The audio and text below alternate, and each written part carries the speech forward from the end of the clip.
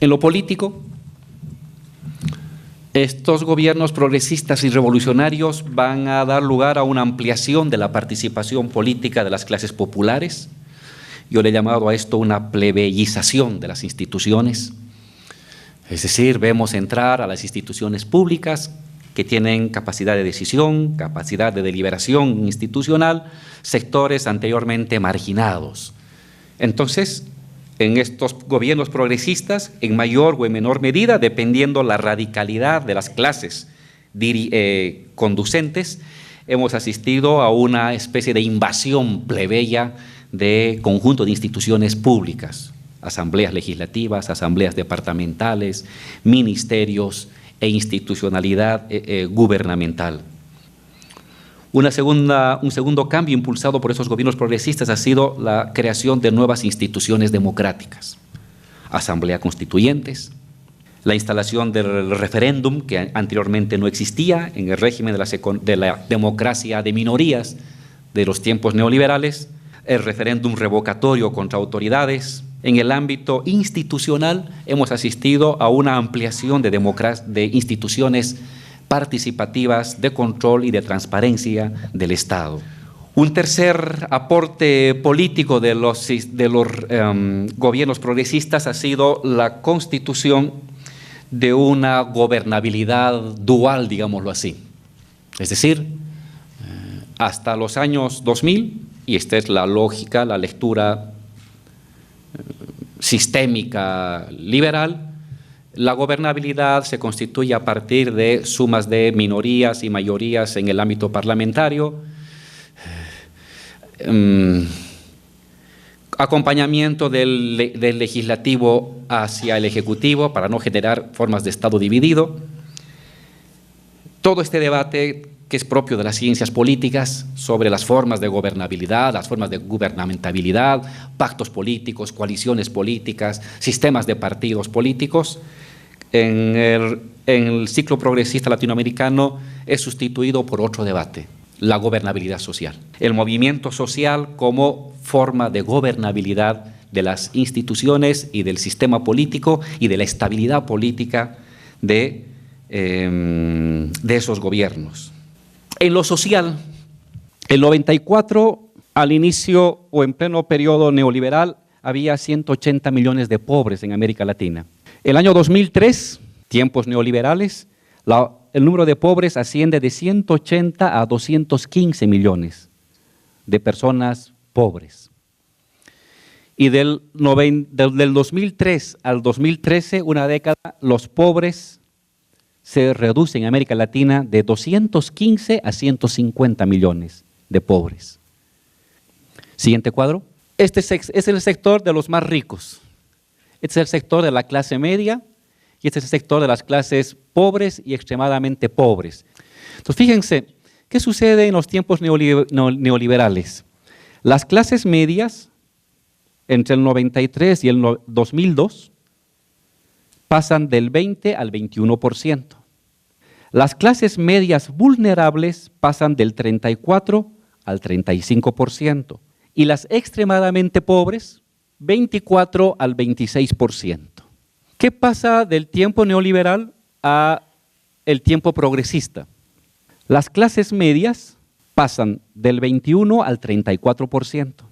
La clase media vulnerable del 35 al 39%. Y los extremadamente pobres del 26 al 11%. Entonces, ustedes tienen, en términos de medición social, que los tiempos progresistas van a tener una caída notable y sostenible de la pobreza y de la extrema pobreza como uno de sus logros sociales, una ampliación de las clases medias. Tengo un cuadro de Bolivia, las clases medias del 13 al 22%, las vulnerables del 22 al 40% y las extremadamente pobres del 22 al 7%. Uno de los logros de los gobiernos progresistas es esta reducción sistemática y contenida de la pobreza y de la extrema pobreza y una ampliación en términos de capacidad de consumo, no de condición socioeconómica, sino capacidad de consumo de las clases medias.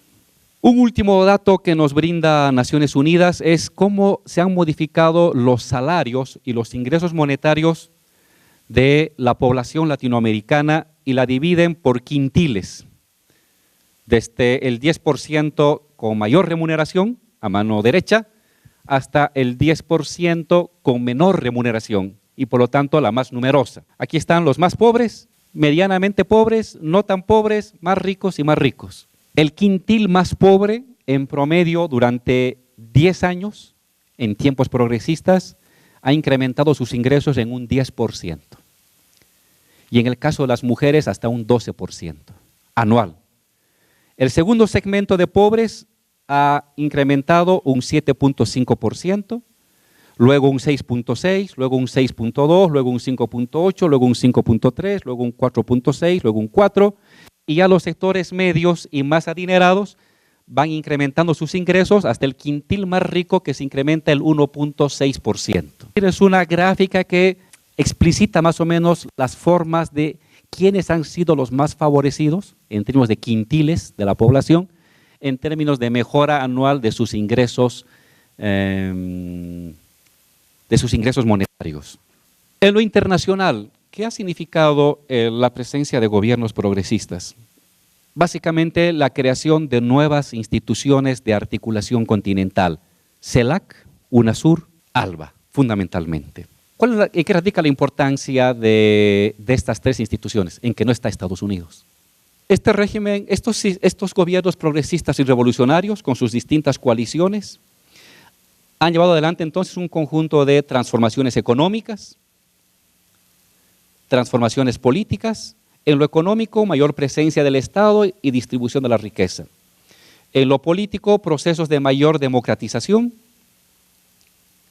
En lo social, mayor justicia social. Y en lo internacional, procesos de integración política, por lo menos continental, porque la económica es muy difícil, es muy complicada y requiere todavía mucho más tiempo. ¿Qué impactos ha tenido esto en las ciencias sociales?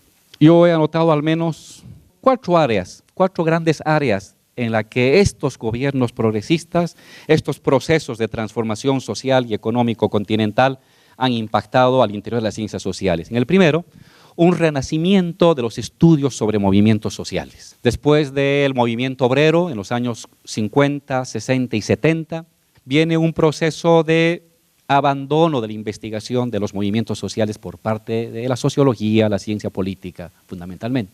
Y entonces este despertar social, este fluido social ha permitido un renacimiento de los estudios de estas nuevas formas de politización social. Fusiones urbanas de acciones colectivas plebeyas, nuevas formas de lo popular en las ciudades, movimientos campesinos, movimientos indígenas, con capacidad de resistencia, con capacidad de interpelación, con capacidad de movilización territorial, con capacidad de poder político. Y fundamentalmente un debate que había sido abandonado desde tiempos del movimiento obrero, la acción política del movimiento social. Desde tiempos de Touraine, años 80 para adelante, se dijo, bueno, el movimiento social que tenía capacidad de interpelación política era el movimiento obrero y tenía horizonte político estatal. Una vez de que se derrumba la vieja condición obrera, se flexibiliza el trabajo, se debilitan los sindicatos, surgen nuevos movimientos sociales, pero justamente movimientos sociales con capacidad de interpelación política, pero no con capacidad de conducción política. El debate latinoamericano introduce esto, el movimiento social político, el movimiento social con capacidad y con voluntad de conducción política estatal. Un segundo eje en el que ha impactado este periodo progresista latinoamericano es en los estudios sobre Estado, crisis de Estado, Estado en transición, nuevas institucionalidades, liderazgos carismáticos. Lo primero que hay que rescatar es que hemos vuelto a rediscutir el tema del Estado, pero ya como relación social, abandonando la vieja discusión del Estado como máquina, del Estado como si fuera una cosa cosificada, sólida, inalterable. Estado como máquina, Estado como idea, Estado como monopolio, Estado como dominación, Estado como conocimiento, Estado como modelo de mundo anticipado, es decir, sentido común. Y entonces las lecturas de Marx de la del capítulo primero de la mercancía, del fetichismo de la mercancía, adquieren otra dimensión. El Estado es materia, pero el Estado es idea. Y fundamentalmente es idea que crea materia. Digamos así, el Estado es lo más hegeliano que hay en el mundo, porque es algo que deviene materia, pero primero es idea. Crisis estatal. Lo interesante del proceso latinoamericano es que te permite estudiar las cosas no en tanto que son, es decir, en su momento de estabilidad, que es básicamente a lo que apuntan todas las corrientes sociológicas europeas contemporáneas, porque están estudiando las cosas como funcionan, como son ya estabilizadas. Lo que América Latina ha permitido estos 15 años es estudiar la topografía cuando es fuego, cuando es líquido fluido.